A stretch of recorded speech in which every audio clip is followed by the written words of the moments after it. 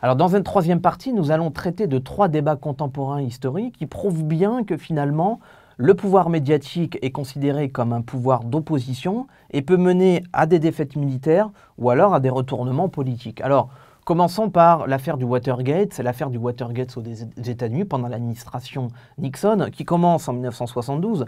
Quand finalement Richard Nixon et son administration, et notamment la CIA, le FBI, en fait, envoient des agents infiltrés pour écouter le Parti démocrate, parce qu'on est en période d'élection présidentielle et que Richard Nixon veut savoir le programme politique de son parti d'opposition. Or, c'est vigoureusement interdit par la Constitution américaine.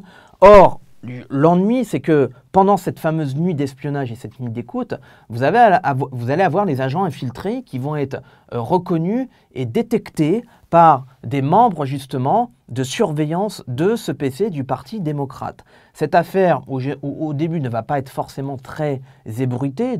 Pour preuve, Richard Nixon va gagner assez haut la main d'ailleurs les élections de 1972. Or, l'ennui, c'est que l'année suivante, en 1973, vous allez avoir 2 journalistes, Bob Woodward et Carl Bernstein, qui vont être au courant et mis au courant de cette affaire-là, qui vont commencer à faire leur enquête et qui vont découvrir justement comment l'administration Nixon, excusez-moi, écoute tout le monde, à la fois le parti d'opposition, à la fois une grande partie des milieux intellectuels, utilise de manière totalement discrétionnaire l'appui du FBI et de la CIA et de toute façon de toute l'administration pour finalement servir ses propres intérêts personnels. L'affaire fait grand bruit, est médiatisée et l'année suivante, en 1973, la Cour suprême américaine choisit d'obliger Richard Nixon à publier ses documents secrets et révèle, puisque Richard Nixon le fait, finalement ce vaste système d'écoute qui viole la Constitution américaine. Richard Nixon sera d'ailleurs obligé, quelque part, de se retirer plutôt que d'accepter une procédure d'impeachment qui, de toute façon, aurait mené à sa propre destitution. Donc, c'est le seul cas dans l'histoire américaine où vous avez un président américain qui est destitué à cause de ce scandale médiatique. Viendra ensuite l'Iran Gate, viendra ensuite le Monica Gate. Donc, on voit bien qu'aux États-Unis, les médias ont quand même un rôle important. Ils peuvent déstabiliser des administrations si cette même administration viole les règles constitutionnelles. Alors, on a un autre exemple américain, le cas du Vietnam. Le cas du Vietnam, qui est l'intervention américaine de 1954 à 1975, qui aboutit à la défaite américaine de 1975. Alors, quelle est l'importance du fait médiatique qui explique c'est la défaite américaine? C'est qu'au début de 1954 à 1964, une fois que les Américains sont projetés sur le théâtre vietnamien, l'opinion publique américaine est plutôt favorable à la guerre. C'est-à-dire qu'elle croit en la théorie des dominos.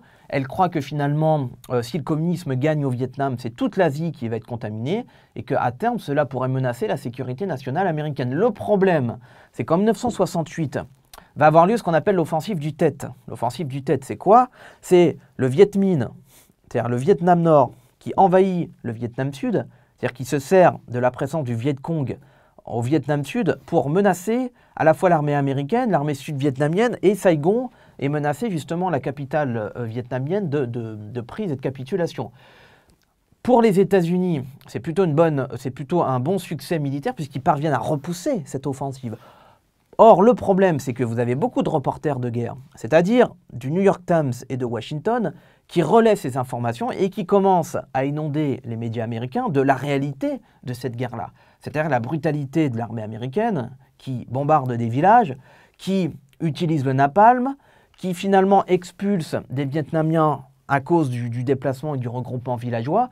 Donc finalement, là où les États-Unis et l'administration américaine s'étaient fait œuvre de libérateurs, en fait, on constate qu'à l'intérieur, ils ne se sont pas du tout aimés et respectés de la population vietnamienne. Ce qui expliquera pourquoi l'opinion publique américaine va se retourner contre ces différents présidents, que ce soit au début Johnson, puis ensuite Richard Nixon, et qu'en 1968, les États-Unis vont se désengager, vont se retirer officiellement en 1973, vont retirer leurs troupes de combat pour y mettre que des troupes de formation, et ce qui devait arriver va arriver. En 1975, Saigon tombe, parce que les États-Unis, quelque part, n'ont pas été capables de gagner cette guerre des images, ni de pacifier le théâtre vietnamien. Donc c'est une grande leçon, c'est l'arrivée en force du reporter de guerre dans l'issue des conflits.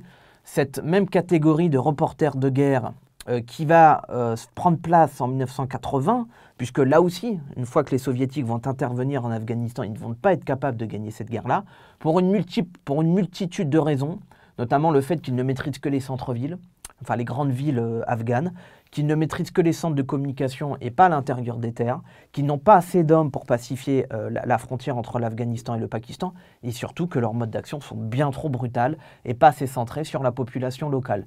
Notamment l'empoisonnement de fleuves, de rivières, le fait d'utiliser de manière trop excessive les bombardements aériens, la brutalité parfois de certains de leurs soldats. Donc ils vont s'aliéner la population afghane, qui va plutôt se retourner en faveur des moudjahidines islamistes radicaux, ce qui aboutira en 89 à la défaite de l'armée rouge. Et d'ailleurs symboliquement, 2 ans après, Mikhail Gorbatchev, sur fond de cette défaite militaire, proclamera la dissolution officielle de l'Union soviétique.